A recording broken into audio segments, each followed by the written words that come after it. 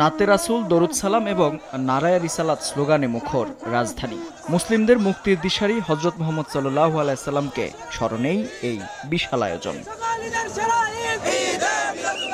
জাহিলিয়াতের যুগে মানবতা যখন ঘোর অন্ধকারে, ঠিক তখনই সৃষ্টিকুলের জন্য মহান আল্লাহ তাআলা প্রেরণ করেন হযরত মুহাম্মদ সাল্লাল্লাহু আলাইহি সাল্লামকে। তার আগমনে মানবতা ফিরে পায় নতুন এক জীবন।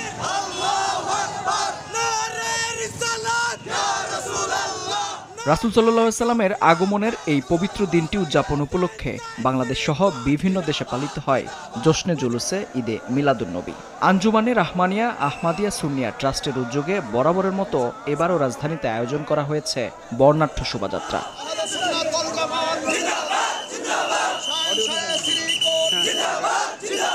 জশ্নে জুলুস মোহাম্মদপুর থেকে গণভবন, আসাদ গেট হয়ে কাদেরিয়া তৈয়বিয়া কামিল মাদ্রাসা প্রাঙ্গণে এসে শেষ হয়, যেখানে অংশ নেন দেশের বিভিন্ন প্রান্ত থেকে ছুটে আসা ধর্মপ্রাণ মুসল্লিরা।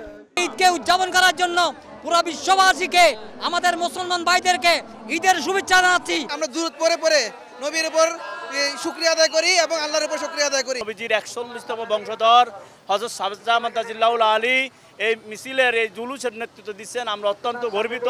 যারা এই আল্লাহর ওলির মাজারকে ভেঙে দিয়েছে, ওই দুর্বৃত্তকারীদেরকে অনতি বিলম্বে আইনের আওতায় আনুক। আমরা পরিষ্কার বার্তা দিতে চাই, একান্তই যদি কোনো আল্লাহর ওলির মাজারে কোনো ধরনের শরীয়ত বহির্ভূত কাজ হয়, তাইলে আমরা সকলে মিলে আমরা তা প্রতিহত করব। ১৯৭৪ সালে বাংলাদেশে সর্বপ্রথম এই জশ্নে জুলুসের আয়োজন করা হয়। এবার ছিল তার ৫১তম আয়োজন। মেহেদী হাসান, সময় সংবাদ, ঢাকা।